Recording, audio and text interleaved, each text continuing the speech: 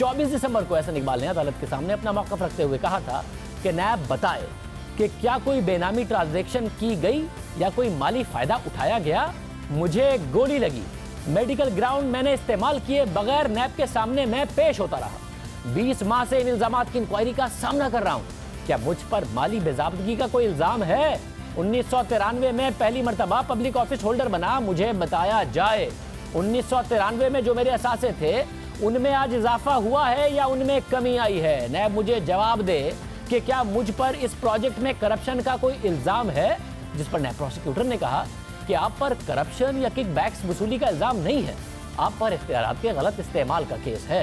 इख्तियारात का नाजायज़ इस्तेमाल करके खजाने को नुकसान पहुंचाना भी करप्शन है। इस मौके पर एहसन इकबाल ने कहा कि नारोवाल स्पोर्ट्स सिटी मंसूबे की तमाम मुतल्लिका इदारों से मंजूरी ली, फंड्स पीएसडीपी के जरिए जारी हुए, पार्लियामेंट ने मंजूरी दी। करतारपुर कॉरिडोर का मंसूबा मेरे इलाके में बना, क्या उसकी कहीं से मंजूरी ली गई? क्योंकि इस मंसूबे के पीछे छड़ी थी, इसलिए वहां नैब के पर जलते हैं। बताया जाए क्या करतारपुर राहदारी की तामीर की CDWP से मंजूरी हुई? क्या PC1 मंजूर हुआ? क्या पेपरा रूल्स पर अमल किया गया? ये 24 दिसंबर की समाअत थी, जिसके बाद अदालत ने एहसन इकबाल का 13 रोज़ा जिस्मानी रिमांड मंजूर कर लिया और उन्हें नैब के हवाले कर दिया। एहसन इकबाल नैब की तहवील में चले गए।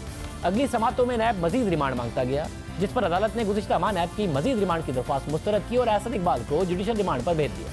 यानी नैब ने अपने इब्तिदाई एलामिया में जिन इल्ज़ामात पर एहसन इकबाल के खिलाफ इंक्वायरी का आगाज़ किया, बाद में अदालत के अंदर नैब इन इल्ज़ामात से पीछे हट गया और नए इल्ज़ामात के साथ सामने आ गया। 24 दिसंबर को नैब ने एहसन इकबाल की गिरफ्तारी की जो वजूहात जारी की वो दिलचस्प भी थी और हैरान कुन भी थी, क्योंकि उसमें इल्ज़ाम तो करप्शन का लगाया गया था, लेकिन ये नहीं बताया गया था कि कितनी करप्शन हुई है, कहाँ करप्शन हुई है, कैसे करप्शन हुई है, किसके कहने पर हुई है और इस करप्शन से फ़ायदा किसने उठाया है।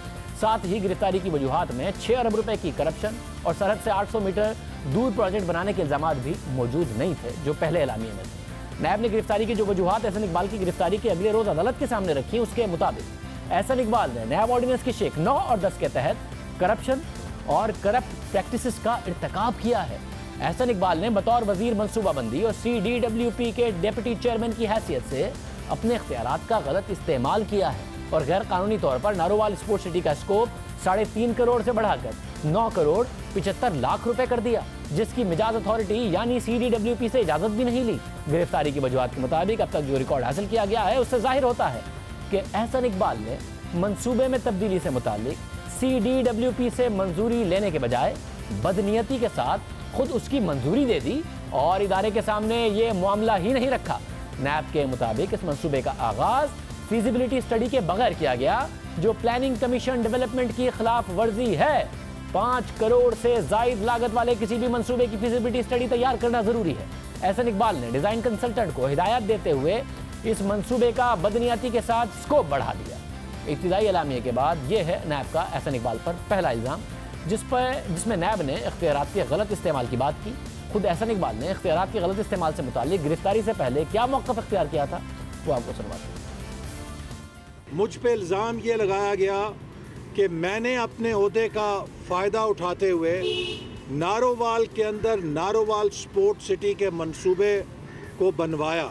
मैंने बैसियत रुकन कौमी असम्बली यकीनन इस बात की ख्वाहिश की कि पाकिस्तान में खेलों के इंफ्रास्ट्रक्चर को तरक्की देनी चाहिए, लेकिन इस मंसूबे की मंजूरी 2009 में की गई, जब मैं ऑपोजिशन के अंदर था, मैं हुकूमत में नहीं था।